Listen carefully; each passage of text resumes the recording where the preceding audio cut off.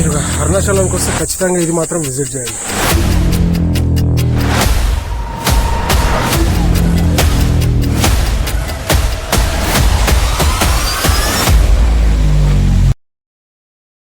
అసలు అరుణాచలం అనేటటువంటి క్షేత్రం ఒకటి ఉంది. చాగంటి గారి ప్రవచన తర్వాత ప్రతి సంవత్సరం 2 నుంచి 3 లక్షల మంది అరుణాచల శివుని దర్శించుకుంటున్నారు మన తెలుగు రాష్ట్రాల నుంచి. అయితే మన హైదరాబాద్ నుంచి అరుణాచలానికి వెళ్ళడానికి 2 ట్రైన్లు అయితే అవైలబుల్ గా ఉన్నాయి. ఒకటి వచ్చేసి ప్రతి సోమవారం రాత్రి 9:40 ఒక ట్రైన్ ఉంది. ఇంకొకటి వచ్చేసి ప్రతి బుధవారం మధ్యాహ్నం 4:45 ఒక ట్రైన్ ఉంది. మనం వెళ్ళబోయే 07695 ఇది మన చెర్లపల్లి టు రామేశ్వరం అయితే వెళ్తుంది. మనమైతే ఒక 1 వీక్ బ్యాక్ 3Aలో సీట్స్ అయితే బుక్ చేసుకోవడం జరిగింది. ఒకరికి వచ్చేసి మనకి 1500 చేంజ్ ఏమో పడింది. మీరు ఒక 15 days 20 days ముందే కనుక టికెట్స్ బుక్ చేసుకుంటే ఈజీగా మీకు స్లీపర్ లో టికెట్స్ అయితే దొరుకుతాయి. సో మన ప్లాన్ ఏంటంటే ఫస్ట్ మనం తిరువన్నమలై వెళ్ళాలి, తిరువన్నమలై టు చిదంబరం వెళ్ళాలి, చిదంబరం టు మళ్ళీ పాండిచేరి వెళ్ళి అక్కడ 2 days చిల్ అయ్యి మండే రోజు రిటర్న్ అనేది అవ్వాలి. సో ఇది మన ప్లాన్. మొత్తం బడ్జెట్ వచ్చేసి మొత్తం 6000 లోపే ఉంటుంది, ఇంక్లూడెడ్ మన ట్రైన్ టికెట్స్ అన్ని కూడా కలుపుకోండి. ఈ జర్నీ వచ్చేసి మొత్తం కూడా 18 hours ఏమో పడుతుంది. సో ఇది మనకి 18 hours లో ట్రైన్ ఎక్కిన తర్వాత కూడా ఏం చేయాలని గమ్మున కూర్చోడం కంటే కూడా కొద్దిసేపు అలాగా కిటికీలోంచి వ్యూని ఎంజాయ్ చేసి అలాగే వెనకాల అంకులు ఏదో సొల్లేస్తుంటే అది కొద్దిసేపు ఇక మెల్లిగా డిన్నర్ టైం అయ్యేసరికి డిన్నర్ చేసుకొని మన రైల్వే వాళ్ళు ఇచ్చిన ఫ్రీ బెడ్షీట్ని చదువుకొని మనోళ్ళతో కొద్దిసేపు సొల్లేసి పడుకున్నా. మార్నింగ్ లేచి మళ్ళీ కొద్దిసేపు బ్రష్ చేసుకొని అలా డోర్ దగ్గర నుంచి వ్యూ చూసేసరికి మన తిరువన్నమలై అయితే వచ్చేసింది. తిరువన్నమలై స్టేషన్ బోర్డు దగ్గర నుంచి బయటికి వెళ్ళడానికి దారి ఉంటే అక్కడి నుంచి బయటికి వెళ్ళి బయట ఆటో వాళ్ళతో రాజగోపురానికి ఎంత తీసుకుంటావు భయ్యా అని అడిగితే వాళ్ళు ఎంత చెప్తున్నారో వాళ్ళ మాటల్లోనే వీడియోలో వినండి. ఎంత 4 members సార్? 4 members 150 sir. 150. ఇక్కడ నుంచి ఎన్ని కిలోమీటర్స్? తక్కువనే కదా.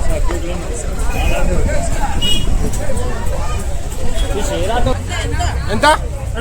Temple temple Warangal రాజగోపురం.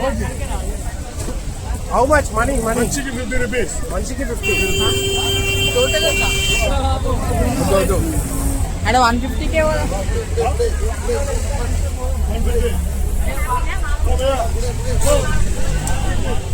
100 అంతే. ఎప్పుడైనా 100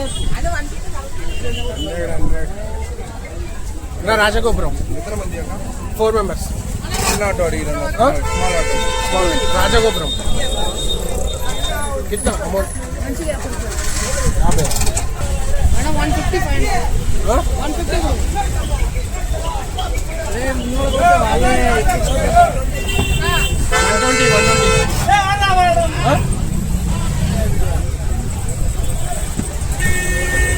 150కి తగ్గట్లేదు గాయస్. వీళ్ళు అయితే మరి మనం అట్లానే ముందుకైతే చూద్దాం. ఇక్కడ కాబట్టి మనం నడుచుకుంటూ కూడా వెళ్ళిపోవచ్చు.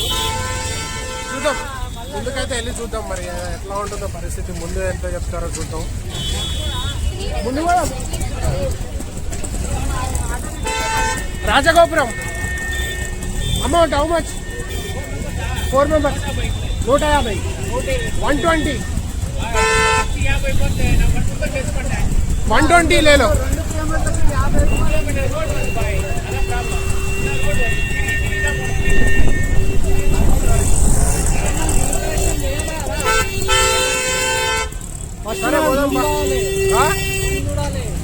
రాజగోపురం కాడ ఉంటాయి రూమ్లు.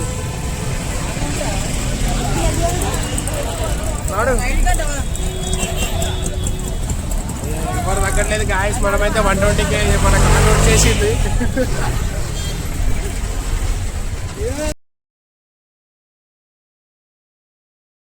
చూసారు కదా, 150కి ఒక్కడు కూడా తగ్గట్లేదు. ఇక ఏం చేయలేక ఆటో మాట్లాడుకుని రాజగోపురం దగ్గరికి అయితే వెళ్ళినాం. ఇక అక్కడికి వెళ్ళిన తర్వాత ఇన్స్టా రీల్లో చూసిన ఒక హోటల్ దగ్గరికి వెళ్ళి చూస్తే పరిస్థితి ఇది. ఇక్కడ చూసుకోవచ్చు మనం లాకర్ కోసం ఇంతమంది జనాలు అయితే ఉన్నారు.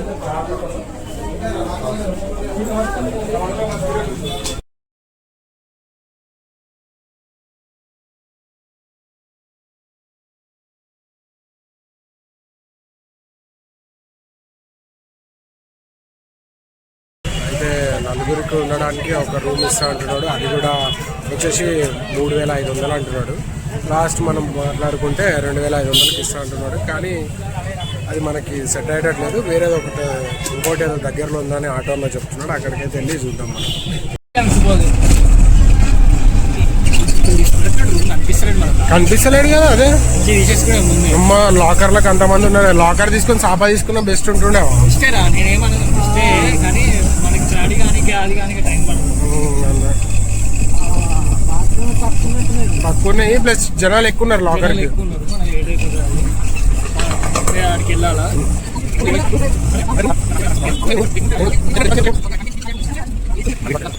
అడిగిరారా?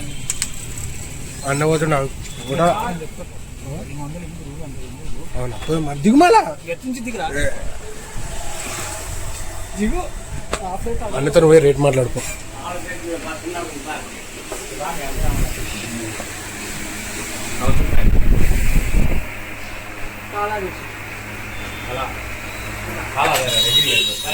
రజనీ తలైవర్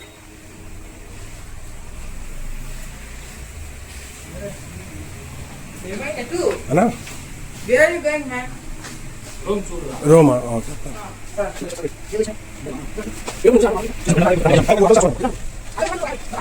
ఆ లిఫ్ట్ కూడా ఫస్ట్ గదే కదా.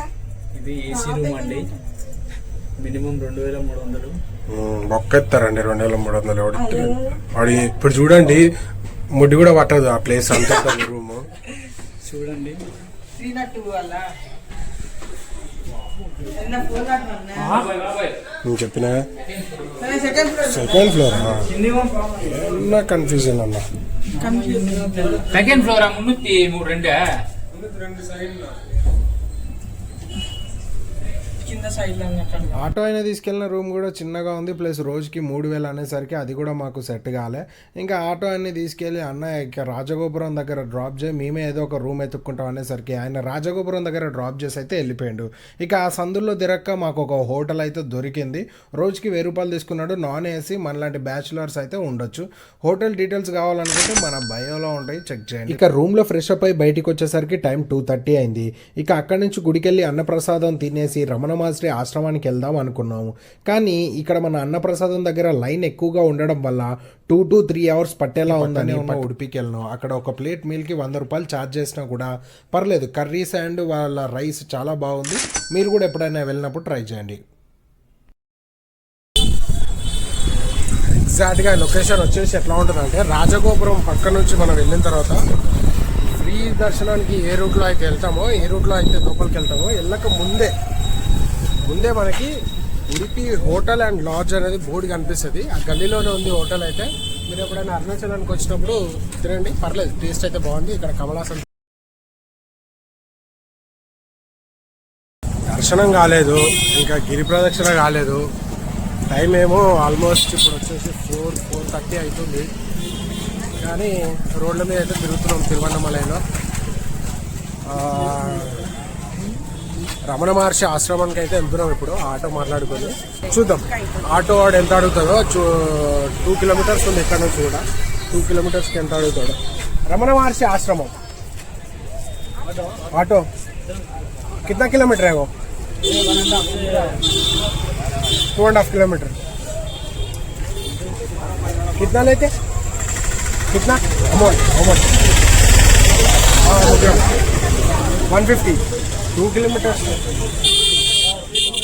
2 kilometersకి ఆటో వాడు 150 అనగానే మేమే నడుచుకుంటూ వెళ్దామని డిసైడ్ అయ్యి మా పాదయాత్రను అయితే స్టార్ట్ చేసినాం. మీరు కూడా అరుణాచలం వచ్చినప్పుడు శ్రీ రమణ మహర్షి ఆశ్రమాన్ని గనక విజిట్ చేయాలనుకుంటే మన వీడియో మీకు ఖచ్చితంగా ఉపయోగపడుతుంది. ఏమీ లేదు, మీరు రాజగోపురం ఆపోజిట్ లో నించొని లెఫ్ట్ సైడ్ గనక తీసుకొని స్ట్రైట్ వెళ్ళి మళ్ళీ రైట్ తిరిగితే మీకు శ్రీ రమణ మహర్షి ఆశ్రమానికి రూట్ అనిపిస్తుంది. ఇది గిరి ప్రదక్షిణ రూట్ అంటున్నారు, మరి మనకైతే క్లారిటీ లేదు. సాయంత్రం మనం చేసేటప్పుడు మళ్ళీ ఒకసారి కనుక్కొని చేద్దాం. ప్రజెంట్ మనం రమణ మహర్షి ఆశ్రమానికి అయితే వెళ్దాం.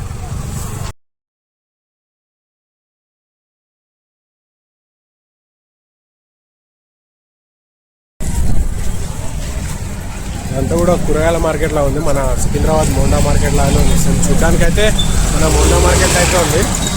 ఇక్కడ నుంచి కూడా మనం స్ట్రైట్ వెళ్ళిపోవాలి. ఎగ్జాక్ట్ స్ట్రైట్ ఆ జంక్షన్ నుంచి స్ట్రైట్ వచ్చినామంటే మ్యాప్ అయితే స్ట్రైట్ చూపిస్తుంది. మేము మ్యాప్ని ఫాలో అయిపోతున్నాం.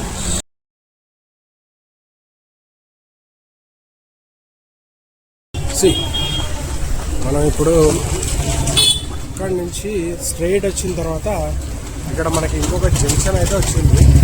ఇట్లా రౌండ్గా. సో ఇక్కడ మనం స్ట్రైట్ సెక్షన్ నుంచి రైట్ తీసుకున్నాం, రైట్కి అయితే వెళ్తున్నాం. రైట్ తీసుకొని మళ్ళీ స్ట్రైట్ వెళ్ళిపోవడం.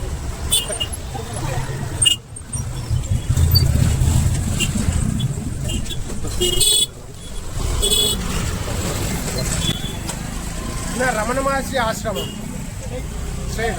Thank you.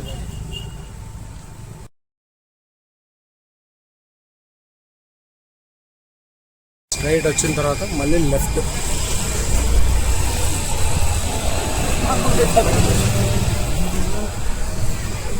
ఇది జంక్షన్. ఒకసారి చూసుకోండి, వెనకాల జంక్షన్ కూడా కనిపిస్తుంది.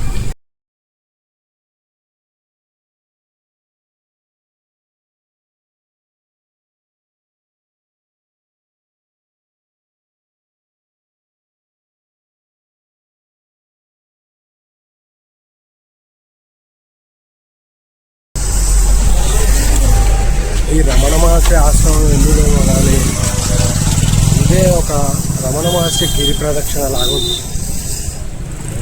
తిన్నామా, ఉడిపిలో తిన్నాం. తినేసి ఏదో ఆటో మాట్లాడుకొని రమణ మహర్షి ఆశ్రమానికి వెళ్ళొచ్చు కదా. లేదు, వెళ్దాం 2 కిలోమీటర్సే కదా అన్నాడు. స్టార్ట్ అయితే 2 అయిపోయింది. ఇప్పటికి 2 కిలోమీటర్స్ తీసుకుంటాను. 2 దాటి ఆల్మోస్ట్ 3 దాకా వచ్చినాం. కానీ రమణ మహర్షి ఆశ్రమం మాత్రం రాలేదు. అటుపక్క నుంచేమో అందరూ గిరి ప్రదక్షిణ చేసుకుంటూ నడుస్తున్నారు. మేము రమణ మహర్షి ఆశ్రమ ప్రదక్షిణ చేస్తున్నాం. అది చూసిన తర్వాత గిరి ప్రదక్షిణ స్టార్ట్ చేయాలి. ఇక్కడ నుంచి వస్తున్నారు, అందరు గిరి ప్రదక్షిణ చేసుకుంటూ వస్తున్నారు.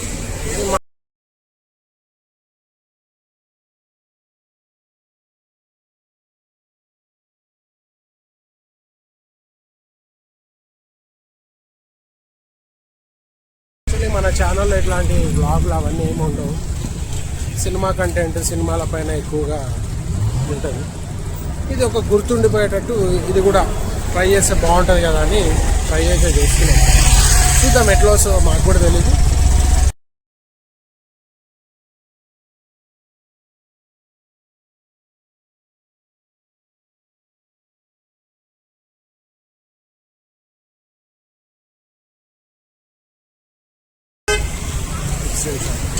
ఇంకేడదా ఈ ఆశ్రమము?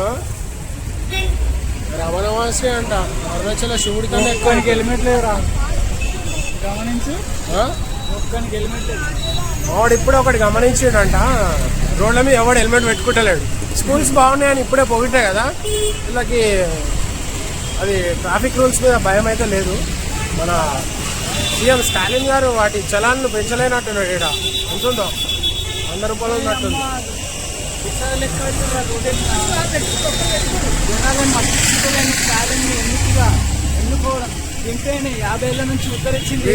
అరుణాచలానికి వచ్చి 1-2 గంటలు కాలేదు, సీఎం స్టాలిన్ ని దింపాలంట. వీడి మాట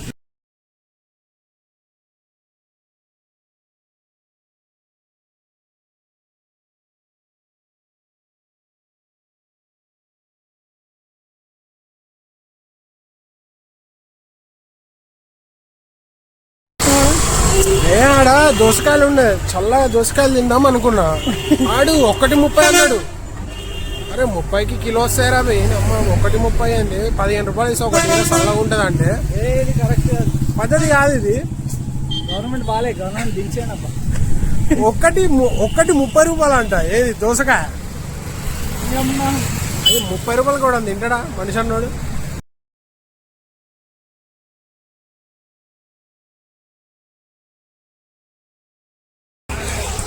కష్టపడి ఫైనల్గా ఆశ్రమానికి అయితే వచ్చాము.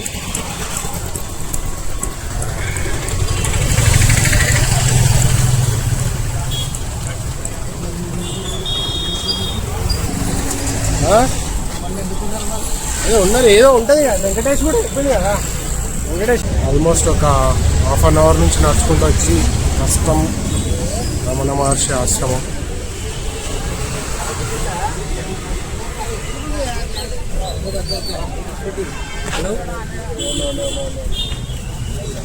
ఇక్కడ కెమెరా అయితే అలో లేదు.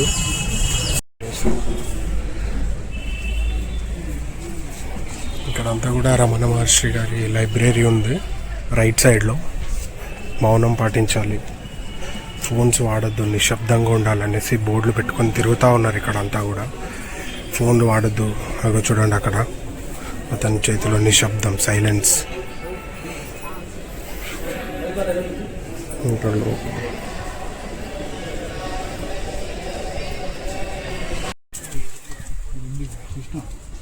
Skanda and Virupaksha timings. విరూపాక్ష కూడా ఇన్నేనా? కాదురా, మరి ఇదే విరూపాక్ష. ఇది ఇటు నుంచి వే ఉంది. అదే ఇదే విరూపాక్ష అనుకుంటారు, నాకు తెలిసి. అది స్కంద, సారీ రమణ మహర్షి. స్కంద లేదు, ఇచ్చిండా? స్కంద అండ్ విరూపాక్ష. స్టార్టింగ్ లేదు వచ్చేసి అది మనకి ఏది రమణ మహర్షి అన్న ఒకటే దగ్గర. మనం ఇంకేడే అనుకో, అదే 2-3 కిలోమీటర్స్ డిఫరెన్స్ అనే ఉంది కదా. మా అమ్మ నువ్వు వాళ్ళ చూసిన దాంట్లో కూడా. ఏమో నాకు తెలియదురా, నాకు రమణ మహర్షి ఒక్కటే తెలుసు. ఎవరు శిష్యుడు? భక్తుడు. అదే ఆయన ఇట్లా యోగా చేసుకుంటూ ఉంటాడు అంతే. దానివల్లనే యోగా వల్ల ఎన్ని ఉపయోగాలు ఉన్నాయి అనేది చూపించిండు.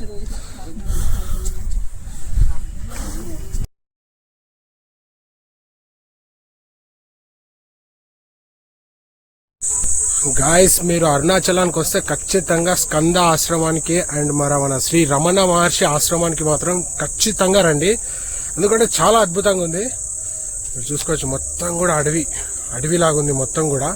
ఆల్మోస్ట్ మనం ఒక 5 కిలోమీటర్స్ పైకి వెళ్ళాలి. పైకి వెళ్తే మొత్తం అరుణాచలం కూడా కనిపిస్తుంది. మొత్తం అరుణాచలం టెంపుల్ అంతా కూడా మనకి గోపురాలు అవన్నీ కూడా అన్నీ కనిపిస్తాయి. మీరు మొత్తం కూడా వ్యూ పాయింట్ దాకా, పైన టెంపుల్ కూడా ఉంటుంది, అది క్లోజ్ ఉంది అట్లా ప్రజెంట్. మనం వ్యూ పాయింట్ చూద్దాం. మీరు అరుణాచలానికి వస్తే ఖచ్చితంగా ఇది మాత్రం విజిట్ చేయండి. కానీ ఇది విజిట్ చేసిన రోజు మాత్రం మీరు గిరి ప్రదక్షిణ పెట్టుకోకండి, నెక్స్ట్ డే పెట్టుకోండి. లేదు అంటే అయిపోయిన తర్వాత మెల్లిగా మీకు టైం ఉందనుకుంటే వచ్చి ఎక్స్ప్లోర్ చేయండి. వాటర్ బాటిల్ కూడా తెచ్చుకున్నాడు ఆయన. అవును,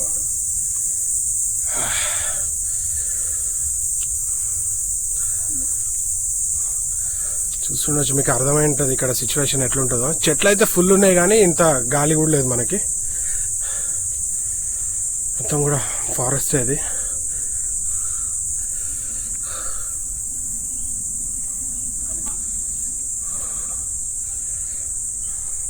ఈ రోడ్డు కూడా చాలా డిఫరెంట్గా ఉంది. రోడ్డు అంటే ఒక దారి, కొండ పైనే కొన్ని కొండలు, చిన్న చిన్న కొండరాళ్ళు వేసి ఒక వే క్రియేట్ చేశారు వీళ్ళు. చూపిస్తాను బ్యాక్ కెమెరా పెట్టి, అది చూడండి. అది కూడా చాలా బాగా క్రియేట్ చేశారు. పైకి అలాగే అడవిలో పైనకి వెళ్తానే ఉంది. కానీ ఆ వ్యూ పాయింట్ మాత్రం రావట్లేదు. చూద్దాం.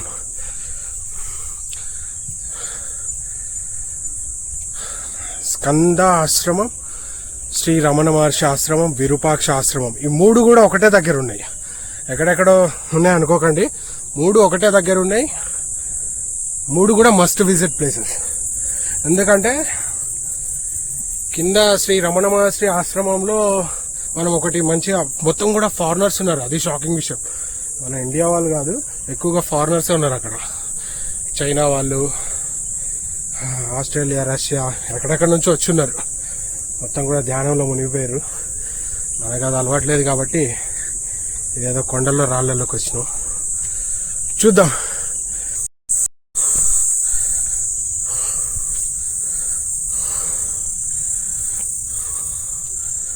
ఇది దారి అయితే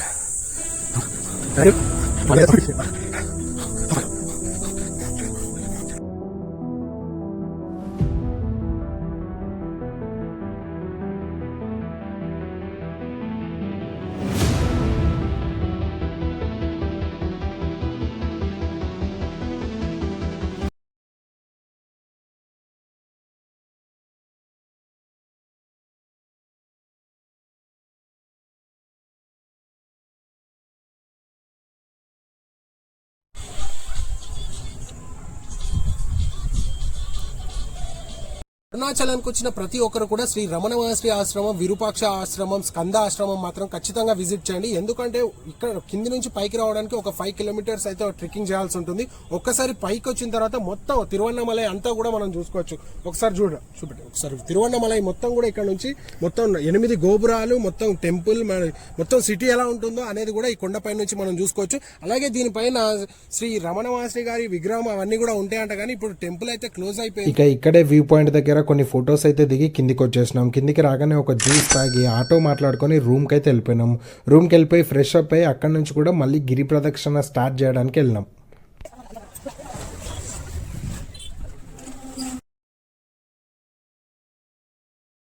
కొబ్బరికాయ కొట్టి దీపం వెలిగించి గిరి ప్రదక్షిణ లెఫ్ట్ సైడ్ నుంచి స్టార్ట్ చేయాలి. లెఫ్ట్.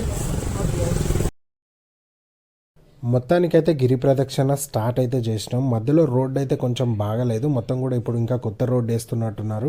సో ఒక 500 మీటర్స్ వరకు రోడ్ అయితే బాగాలేదు. ఇక మనం మిగతా రోడ్ అంతా కూడా మెయిన్ రోడే, ఒక పక్క వెహికల్స్ వెళ్తుంటాయి, ఇంకో పక్క మనం గిరి ప్రదక్షిణ అనేది చేస్తూ ఉండాలి. అందరూ కూడా అదే రోడ్లో వెళ్తుంటారు. మీరు కనుక అరుణాచలం వస్తే ఖచ్చితంగా గిరి ప్రదక్షిణ అనేది నైట్ టైమే పెట్టుకోండి. ఎందుకంటే మీరు నైట్ టైం చేస్తుంటే వెహికల్స్ తక్కువగా ఉంటాయి, ప్లస్ మనకి ఇంకోటి ఏంటంటే కాళ్ళు కూడా కాలకుండా ఉంటాయి ఎండకి. అదే మార్నింగ్ టైం చేసిరనుకోండి ఫుల్ ట్రాఫిక్ ఉంటుంది, బాగా ఎండ కొడుతుంటుంది, మొత్తం మనకి అసలు చేయలేము. సో అందుకనే మీరు వచ్చినప్పుడు నైట్ టైం అయితే పెట్టుకోండి. ఇంకో విషయం ఏంటంటే మీరు ఈ గిరి ప్రదక్షిణ చేసేటప్పుడు ఎటువంటి కోరికలు అనేది కోరుకోకూడదు. మధ్యలో చాలా గుడిలు అయితే వస్తే ఆ గుడిల దగ్గర జస్ట్ మొక్కి ముందుకెళ్ళిపోవాలి, అంతేగాని ఎటువంటి కోరిక మాత్రం కోరుకోకూడదు. అండ్ అలాగే ఇంకోటి ఏంటంటే మీరు ఇలా మధ్యలో నడుచుకుంటూ వెళ్తుంటే మీకు చాలా ఫుడ్ అనేది కూడా సైడ్కి రోడ్ సైడ్ ఫుడ్ కనిపిస్తూ ఉంటుంది. ఆ రోడ్ సైడ్ ఫుడ్ తింటూ కూడా మీరు చేసుకోవచ్చు. ఇక గిరి ప్రదక్షిణ చేసే ఓపిక లేని వాళ్ళైతే ఆటోలో కూడా గిరి ప్రదక్షిణ చేస్తున్నారు. మనం ఈ గిరి ప్రదక్షిణలో మొత్తం 7 లింగాలని దర్శించుకోవాలి. మధ్యలో చాలా లింగాలు అనేటివి మనకి కనిపిస్తూ ఉంటాయి. అవన్నీ కూడా మనకి ముఖ్యమైన లింగాలు అయితే కాదు. ముఖ్యంగా మనం దర్శించుకోవాల్సిన లింగాలు ఏంటి అనేది మనకి రోడ్డు పైన బోర్డు అనేది కనిపిస్తూనే ఉంటుంది. దాన్ని ఫాలో అవుతూ మనం అనేది లింగాల్ని దర్శించుకుంటూ గిరి ప్రదక్షిణ చేయాలి.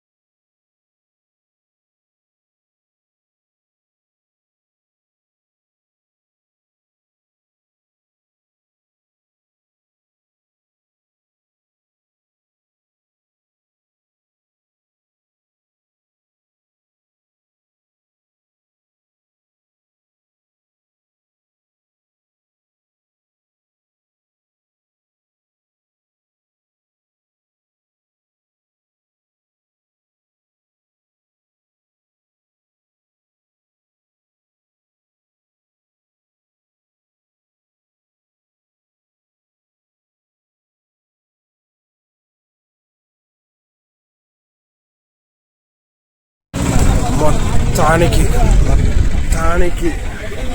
గిరి ప్రదక్షిణ అయితే ఒక 80% కంప్లీట్ చేసాం. ఇప్పుడు వచ్చేసి మనం మోక్ష మార్గం లైన్లో ఉన్నాం. లైన్ చూసుకుంటే ఇదే మోక్ష మార్గానికి లైన్. ఒకసారి మొత్తం కూడా చూపిస్తా.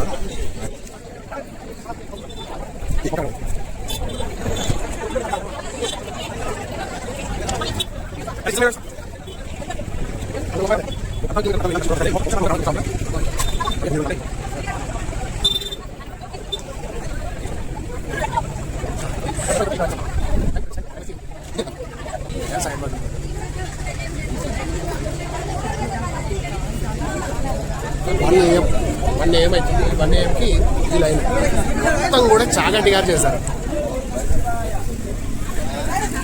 చాగంటి గారు మీరు చేశారండి మొత్తం. ఏమో అనుకున్నా అరుణాచలం, కానీ అవసరం అయిన తర్వాత వెళ్ళాలి ప్రతిసారి వంటే రీల్లో సరే అరుణాచల ప్రదేశానికి వెళ్ళక ముందు వెళ్ళిన తర్వాత అని వచ్చి మాలో ఒక ఇంట్రెస్ట్ క్రియేట్ చేసి, ఇది మాత్రం రాని వాళ్ళు ఎవరైనా ఉంటే ఎక్స్పీరియన్స్ చేయాల్సిందే అరుణాచలం ట్రిప్. ఖచ్చితంగా రండి, మస్తు ఉంటుంది. వచ్చిన తర్వాత మీకే తెలుస్తుంది ఎట్లుందో.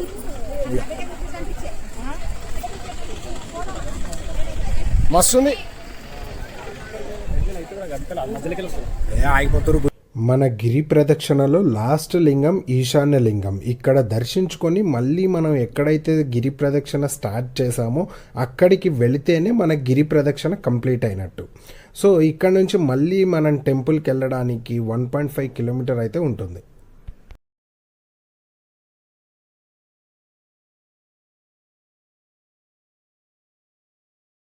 గిరి ప్రదక్షిణ అయిపోయేసరికి 2:34 అవుతుంది. నెక్స్ట్ డే మార్నింగ్ రెడీ అయ్యి దర్శనానికి అయితే బయలుదేరినాం. ఇక టెంపుల్ని ఎవరు కట్టించారో తెలియదు, కానీ ఆ కట్టడం, ఆ గోపురాలు చూస్తుంటే అద్భుతంగా అనిపించింది. ఇక ఈ టెంపుల్లోకి ఫోన్లు, కెమెరాలు అన్నీ కూడా అలా ఉన్నాయి. మన తిరుపతి లాగా స్ట్రాంగ్ రూల్స్ అయితే ఏమీ లేవు. చాలామంది కూడా ఫోన్లో వీడియోలు అయితే తీసుకుంటున్నారు. మనం కూడా కొన్ని వీడియోస్ అయితే తీసుకున్నాం, అవి మీరు చూస్తున్నారు. సో ఇక దర్శనం అయిపోయిన తర్వాత అన్నప్రసాదానికి అయితే వెళ్ళినాం. అక్కడ లైన్లో కొద్దిసేపు నించున్న తర్వాత మనల్ని లోపలికైతే వదిలేరు. ఇక ఇక్కడ అన్నప్రసాదం తిన్న తర్వాత మీరు ఖచ్చితంగా అరుణాచలానికి వచ్చినప్పుడు తినమని రికమెండ్ అయితే చేస్తున్నాను. అస్సలు మిస్ అవ్వద్దు. లైన్ ఎక్కువగా ఉందని బయటికి మాత్రం వెళ్ళిపోకండి, తినేసే వెళ్ళండి, ఎందుకంటే చాలా అద్భుతంగా ఉంది. ఇక ఇక్కడ నుంచి మనం నెక్స్ట్ రూమ్కి వెళ్ళి చెక్అవుట్ అయ్యి ఇక చిదంబరానికి బస్ అయితే పట్టుకోవాలి. చూద్దాం అక్కడ ఎన్ని కష్టాలు పడాల్సి వస్తుందో. అరుణాచలం బస్ స్టాప్కి వెళ్తుంటే మధ్యలో ఒక అవ్వ వేడివేడి అరటికాయ బజ్జీలు వేస్తుంటే మనిషికో 2 లాగించి బస్ స్టాప్కి అయితే వెళ్ళిపోయాం. ఇక అక్కడ కొద్దిసేపు వెయిట్ చేసిన తర్వాత మన చిదంబరం బస్ అయితే వచ్చింది. అక్కడ నుంచి ఒక్క పర్సన్కి 80 రూపీస్ అయితే బస్ టికెట్ ఉంది. ఒక 3 అవర్స్ జర్నీ అయితే పట్టింది. ఇక నైట్ 10కి చిదంబరంలో ల్యాండ్ అవ్వగానే పక్కనే ఒక అంకుల్ వేడివేడి దోశలు వేస్తుంటే మనిషికో 2 దోశలు అయితే లాగించాం. ఇక అక్కడి నుంచి రూమ్కి వెళ్ళి రెస్ట్ తీసుకొని మార్నింగ్ దర్శనానికి అయితే బయలుదేరాం.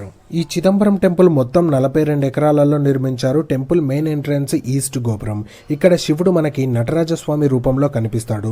ఇక ఎవ్వరికి తెలియని చిదంబర రహస్యలింగం రహస్యంగానే ఉంది, మనకు కూడా తెలియదు. నాకైతే అరుణాచలం కంటే చిదంబరమే చాలా బాగా నచ్చింది. ఇక్కడి వాళ్ళ కట్టుబాట్లు చాలా అద్భుతంగా ఉన్నాయి. ఎప్పుడైనా మీరు అరుణాచలం వెళ్తే అక్కడి నుంచి చిదంబరానికి మాత్రం ఖచ్చితంగా రండి. ఇక చిదంబరంలో మేము స్టే చేసిన హోటల్ అడ్రస్ వచ్చేసి ఈస్ట్ గోపురం ఆపోజిట్ రోడ్లో ఫస్ట్ రైట్ తీసుకుంటే ఎంజే టవర్స్ అని వస్తుంది. అందులో ఒక్క రోజుకి 1000 రూపీస్ తీసుకున్నాడు. 4 మెంబర్స్ అయితే ఉండొచ్చు. ఇక ఇక్కడ నుంచి చెక్అవుట్ అయిపోయి బస్ స్టాండ్ లో పాండిచేరి బస్ అయితే ఎక్కినాం. ఒక్కరికి 90 రూపీస్ తీసుకున్నాడు. 1.5 అవర్ టైం అయితే పట్టింది పాండిచేరి వెళ్ళడానికి. పాండీలో ల్యాండ్ అవ్వగానే ఆటో అన్నతో మందు రేట్ల గురించి డిస్కస్ చేసి హోటల్లో ఫ్రెష్ అప్ అయ్యి సైట్ సీనరీ కోసం రోడ్ అయితే ఎక్కాం. ఇక రోడ్డు పైన అందాలని చూసుకుంటూ మెల్లగా నడుచుకుంటూ రాక్ బీచ్ కూడా వెళ్ళిపోయినాం. ఏంటో తెలియదు కానీ సముద్రాన్ని చూడగానే దేవరాలా ఫీల్ అయ్యి కొన్ని ఫొటోస్ అయితే దిగి కొద్దిసేపు సముద్రం దగ్గరనే కూర్చొని ఆ వ్యూని ఎంజాయ్ చేసి పక్కనే ఉన్న గాంధీ స్టాచ్యూ దగ్గరికి అయితే వెళ్ళిపోయాం. గాంధీ స్టాచ్యూ అనగానే ఇది ఎక్కడో ఉంటది, లొకేషన్ చెప్పలేదు అనుకోకండి. మనకి రాక్ బీచ్ రోడ్డు పైన Gandhi statue, old bridge, old light house, GST Bhavan, French type రెస్టారెంట్లు ఇవన్నీ కూడా రాక్ బీచ్ ఒడ్డున్నే ఉంటాయి. సో మనం హ్యాపీగా బీచ్లో కొద్దిసేపు ఆడుకొని సాయంత్రానికి ఈ రోడ్డు పైనకి వెళ్తే ఇవన్నీ కనిపిస్తాయి. హ్యాపీగా డేని ఎంజాయ్ చేయొచ్చు. బీచ్లో ఆడుకోవడం వల్ల రూమ్కి వెళ్ళగానే బాగా ఆకలేసింది. ఇక ఫుడ్ స్ట్రీట్కి వెళ్దామని బండి తీసుకొని పాండిచేరి రోడ్ల పైన దాడికి అయితే దిగాం. అలా ఒక హాఫ్ అన్ అవర్ పాండిచేరి రోడ్ల పైన యుద్ధం చేయగా మొత్తానికి ఫుడ్ స్ట్రీట్ కి దారి అయితే దొరికింది. ఈ ఫుడ్ స్ట్రీట్ లో మీకు దొరకని నాన్ వెజ్ అనే ఐటమ్ అనేది ఉండదు. మీరు పాండిచేరి వచ్చినప్పుడు ఖచ్చితంగా ట్రై చేయండి. మేము ట్రై చేసిన కొన్ని ఐటమ్స్ మీకు చూపిస్తాం, చూడండి.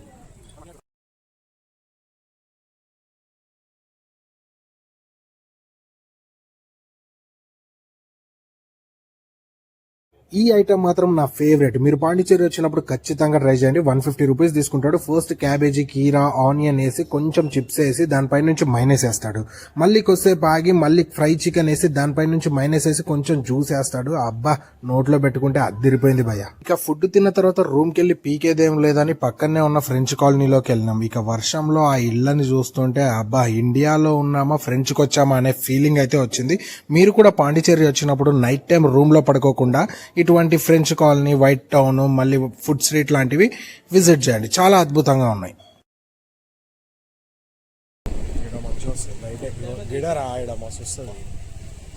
మొత్తం అందరు ఎన్నో ఉన్నాయి. హోటల్ తీసుకురండి అంతా వరకు పోయేద్దాం. నైట్ ఫ్రెంచ్ కాలనీ అందాలు చూసిన తర్వాత మార్నింగ్ సీ ఫుడ్ ట్రై చేయడానికి మన ఇడెన్ బీచ్ కి అయితే బయలుదేరాం. మన ఫ్రెంచ్ కాలనీ నుంచి ఇడెన్ బీచ్ కి 9 కిలోమీటర్స్ అయితే ఉంది. అలా సిటీ అందాలు చూస్తూ మనం ఈజీగా 15 to 20 మినిట్స్ లో రీచ్ అయిపోవచ్చు. ఎందుకంటే పాండిచ్చేరిలో జీరో ట్రాఫిక్. నువ్వు ఎక్కడికైనా 15 to 20 మినిట్స్ లో వెళ్ళిపోవచ్చు. ఇక సిటీ అందాలను పూర్తిగా చూసే లోపే ఇడెన్ బీచ్ వచ్చేసింది. ఈ ఇడెన్ బీచ్ ని చూస్తుంటే నాకైతే కుట్టి కేరళ గుర్తొచ్చింది. మీరు పాండిచేరి వచ్చినప్పుడు రాక్ బీచ్ దగ్గర టైం వేస్ట్ చేసుకోకుండా ఫస్ట్ అయితే ఇడెన్ బీచ్ కి వచ్చేసండి. ఇక్కడ బీచ్ చాలా ప్రశాంతంగా ఉంది. మనల్ని కూడా కొద్ది వరకు లోపలికి అలౌ చేస్తున్నారు. హ్యాపీగా బీచ్ లో ఆడుకోవచ్చు. ఇక బీచ్ లో ఆడుకున్న తర్వాత అలా బయటికి రాగానే మనకి రైట్ సైడ్ లో సీ ఫుడ్ సెక్షన్ అయితే కనిపిస్తుంది. అక్కడ మీకు దొరకని ఫిష్ అనేది ఉండదు. సో మేము కూడా కొన్ని ఫిష్ ఐటమ్స్ ట్రై చేసాం. మేము ట్రై చేసిన ఐటమ్స్ చూడండి. ఇక్కడ చేపల పులుసు, వైట్ రైస్, మళ్ళీ చిన్న బుడత చేపల్ని ఫ్రై చేసి ఇస్తాడు. 180 రూపీస్ తీసుకుంటాడు. ఆ చేపల పులుసులో వైట్ రైస్ కలుపుకొని తింటూ ఆ బుడత చేపను కొరికితే అబాబాబా ఫీల్ ఉంది. మీరు పాండిచేరి వచ్చినప్పుడు ఖచ్చితంగా ట్రై చేయండి. ఫిష్ కర్రీతో భోజనం అయిన తర్వాత పక్కనే ఉన్న కొబ్బరి తోటలలో ఆడుకుని అక్కడ నుంచి మాంగ్రో బోటింగ్ అయితే బయలుదేరాం. ఇక ఈ కొబ్బరి తోటల మధ్యలో ఉంచి స్కూటీ నడిపించుకుంటూ ఆ వ్యూ ని ఎంజాయ్ చేసే లోపే మాంగ్రో బోటింగ్ కూడా వచ్చేసింది. మాంగ్రో బోటింగ్ కి మనిషికి 250 తీసుకుంటాడు. 4 ప్లేసులు చూపిస్తాడు. అందులో మొదటిది ఫిషింగ్ హార్బర్. ఇక్కడి మత్స్యకారులు ఈ బోట్లలోనే చేపల వేటకి వెళ్తారు. అవి ఏ విధంగా ఉంటాయి అనేది మనం ఇక్కడ చూసుకోవచ్చు. సెకండ్ ఇది మాంగ్రో ఫారెస్ట్. చెట్ల మధ్యలో ఉంచి బోట్ ని తీసుకెళ్తాడు. ఫొటోస్ దిగడానికి, చూడడానికి చాలా అద్భుతంగా ఉంటుంది. ఇక థర్డ్ది ఫ్రెంచ్ వాళ్ళు కట్టిన ఒక పాత పోలీస్ స్టేషన్ లా ఉంటుంది. అక్కడ ఒక 10 మినిట్స్ మనకి టైం ఇస్తాడు, చిల్ అవ్వచ్చు. ఇక ఫోర్త్ది మనని బోట్ లో కూర్చోబెట్టుకుని సముద్రం మధ్యలోకి తీసుకెళ్లి బోటును అటు ఇటు తిప్పుతూ సముద్రం మొత్తం చూపించి ఒడ్డున తీసుకొచ్చి వదిలేస్తాడు. ఇది కూడా చాలా అద్భుతంగా ఉంటుంది. మీరు పాండీకి వచ్చినప్పుడు ఈ మాంగ్రో బోటింగ్ మాత్రం మిస్ అవ్వకండి. మాంగ్రోవ్ బోటింగ్ కంప్లీట్ చేసుకుని పారడైస్ బీచ్ కి వెళ్తుంటే మధ్యలో బీచ్ ఒడ్డున మంచి వ్యూ కనిపిస్తే బండిని దింపాం. దింపిన తర్వాత పరిస్థితి ఇది.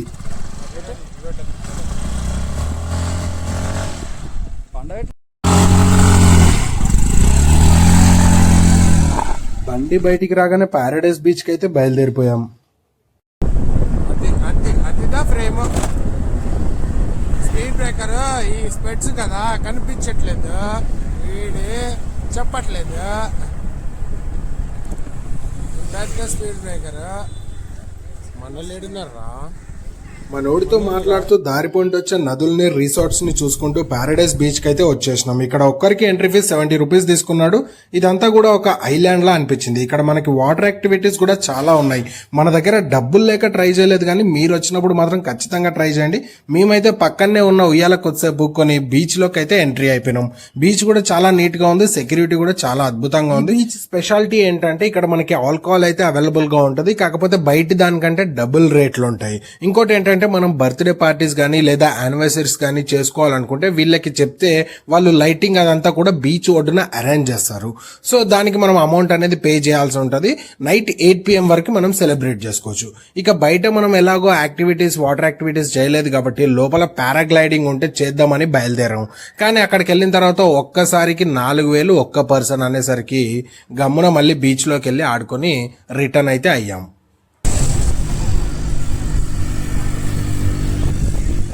నైట్ ఫుడ్ స్ట్రీట్ కి వెళ్లి ఫుడ్ తిని మార్నింగే ఎంతో చరిత్ర కలిగిన మన వినాయకుని టెంపుల్ కి అయితే వెళ్లిపోయాం. ఫ్రెంచ్ వాళ్ళు ఈ టెంపుల్ ని ఎన్నోసార్లు పడగొట్టాలని చూసినా కూడా కుదరలేదని ఇక్కడి వాళ్ళు చెప్తున్నారు. సో అక్కడి నుంచి మళ్ళీ మన పాండిచ్చేరి మ్యూజియం కి అయితే వెళ్ళినాం. అది క్లోజ్ ఉండడంతో పక్కనే ఉన్న వైట్ టౌన్ ఫ్రెంచ్ కాలనీలో ఫొటోస్ దిగడానికి వెళ్ళినాం. ఇక ట్రైన్ టైం అవడంతోనే మనం రెంట్ కి తీసుకున్న బళ్ళని రిటర్న్ ఇచ్చేసి రైల్వే స్టేషన్ కి అయితే బయలుదేరిపోయాం. ఇక రైల్వే స్టేషన్ కి వెళ్లి వెయిట్ చేయాల్సిన పని లేకుండా ట్రైన్ అయితే రెడీగా ఉంది. ఎక్కి కూర్చోగానే స్టార్ట్ అయిపోయింది.